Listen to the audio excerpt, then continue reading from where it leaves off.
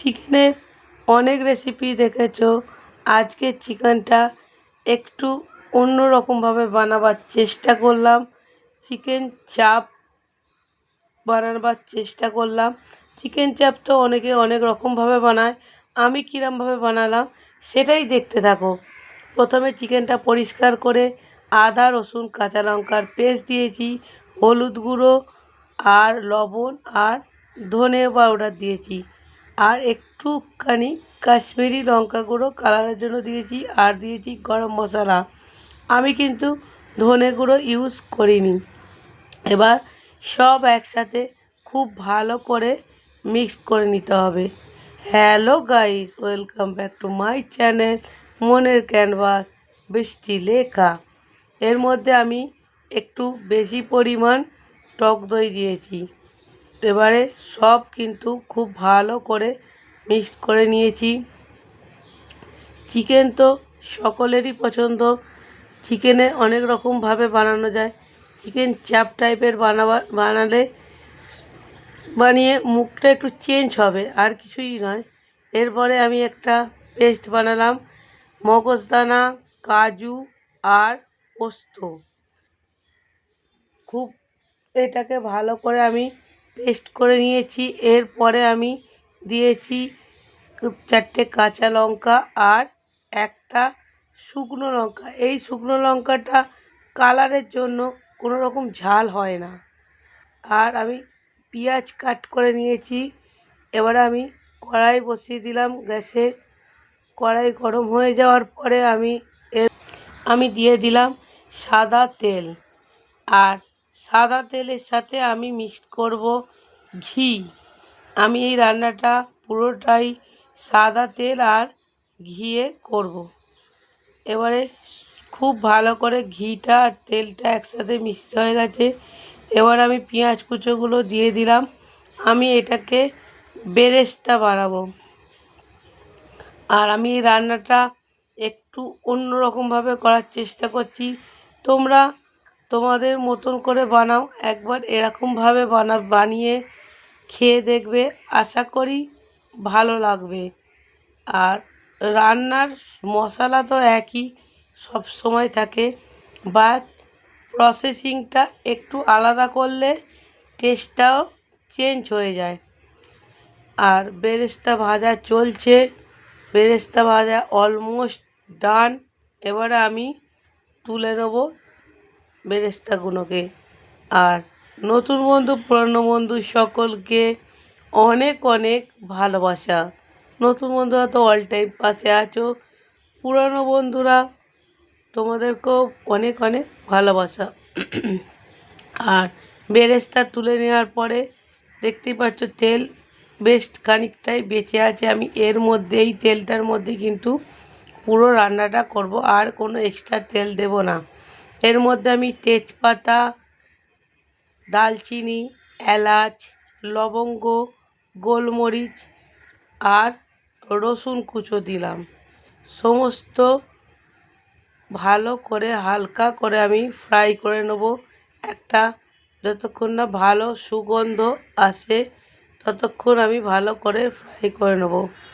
এরপরে আমি ম্যারিনেট করা চিকেনটা আমি দিয়ে দেব। চিকেনটা কী কী দিয়ে ম্যারিনেট করেছি প্রথমেই বলে দিয়েছি, আমি আবারও বলছি। হলুদ গুঁড়ো, কাশ্মীরি লঙ্কা গুঁড়ো একটুখানি, লবণ, ধনিয়া পাউডার আর গরম মশলা আর টক দই। এছাড়া আমি আর কোনো রকমই দিইনি। আর দিয়েছি আদা রসুন কাঁচা লঙ্কার পেস্ট। সব একসাথে আমি এবারে খুব ভালো করে ফ্রাই করে নেবো। এখন কিন্তু গ্যাসের ফ্লেম হাই আছে, আর খুব ভালো করে ফ্রাই করে নেব। এই রান্নাটা খুব ভালো করে কিন্তু এবারে কষিয়ে কষিয়ে করতে হবে। আমি পুরো রান্নাটাই কিন্তু এবারে লো টু মিডিয়ামে রেখে ঢাকনা দিয়ে দিয়ে পুরো রান্নাটা করছি। এরপরে লো টু মিডিয়ামেই পুরো রান্নাটা করতে হবে। দেখতেই পাচ্ছ চিকেন দিয়ে বেশ খানিকটা জল বেরিয়েছে, আর রান্নাটা পুরোটাই লো টু মিডিয়ামে আর ঢাকনা দিয়ে দিয়ে করতে হবে। আর হাই ফ্লেমে দিলে কিছুই নয়, পুরো জিনিসটা মানে ভালো করে কষানোই হবে না, আর কড়াইয়ে লেগে যেতে পারে। ওই জন্য লো টু মিডিয়ামে ভালো করে কষিয়ে কষিয়ে ঢাকনা দিয়ে রান্নাটা পুরোটাই কমপ্লিট করতে হবে।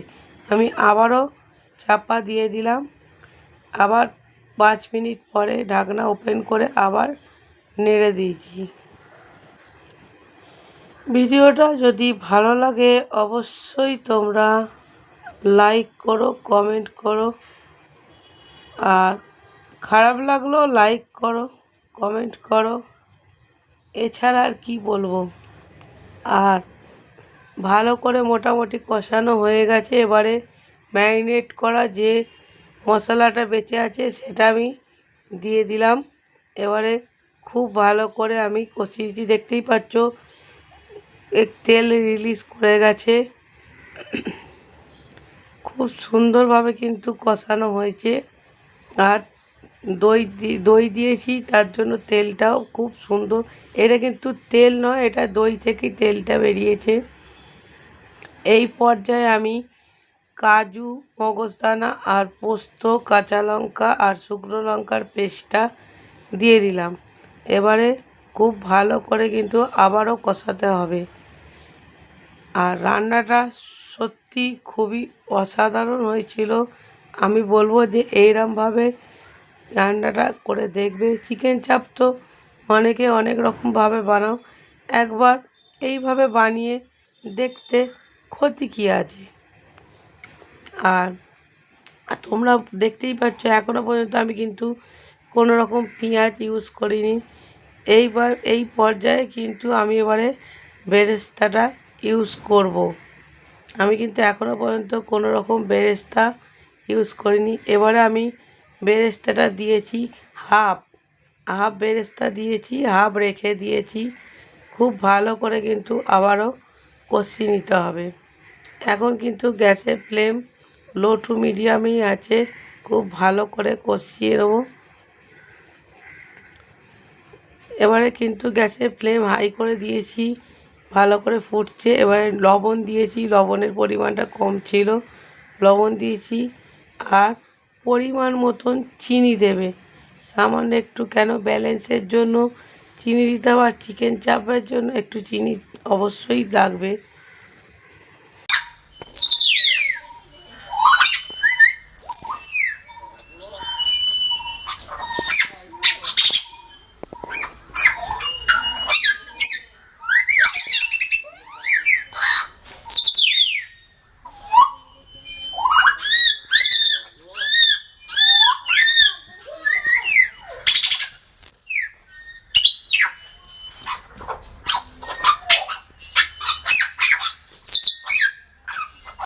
এই পর্যায়ে আমি এবারে একটু দুধ গরম করে দুধের মধ্যে কেশর দিয়ে দিয়েছিলাম। এই পর্যায়ে আমি কেশর দুধটা আমি দিয়ে দেব। এইটা অবশ্যই তোমরা দেবে, তাহলে কিন্তু টেস্টটা আরও বাড়বে। আর কেশর দুধটা দেওয়ার জন্য দেখবে একটু আলাদা রকম ফ্লেভারও আসবে। আর খুব সুন্দরভাবে কিন্তু সিদ্ধ হয়ে গেছে আর কষানো কমপ্লিট। আর একটুখানি কিন্তু আমাকে কষিয়ে নিতে হবে। এখন কিন্তু গ্যাসের ফ্লেম লো টু মিডিয়ামেই আছে। পুরো রান্নাটা কিন্তু লো টু মিডিয়ামেই করবে, না হলে কিন্তু কাজু আছে তো আর মগজদানা আছে, একটু তলায় লেগে যাওয়ার চান্স থাকে। এবারে এই পর্যায়ে আমি দিলাম গরম মশলা সব শেষে। আর তোমরা যদি চাও তোমরা গরম মশলাটা বাদ দিয়ে তোমরা জয়িত্রী গুঁড়ো দিতে পারো, আর গোলাপ জল, কেওড়া জলও দিতে পারো। আমি জয়িত্রী গুঁড়োটা দিলাম না, আমি ঘরোয়া পদ্ধতিতে বানিয়েছি। তোমরা চাইলে জয়িত্রী গুঁড়ো আর গোলাপ জল আর কেওড়া জল দেবে। আমি দিলাম গরম মশলা গুঁড়ো। রান্নাটা আমার অলমোস্ট কমপ্লিট হয়েই গেছে। দেখতেই পাচ্ছ গ্রেভিটা খুব সুন্দরভাবে একটা মাখো মাখো ব্যাপার এসেছে। আর সব শেষে আমি বেরেস্তা বাকি যে বেরেস্তাটা বেঁচেছিল সেটা দিয়ে দিলাম। আর তোমরা যদি চাও ফেস ক্রিম ইউজ করবে, আমি ফেস ক্রিমটা ইউজ করলাম না। তোমরা যদি চাও ফেস ক্রিম ইউজ করতে পারো।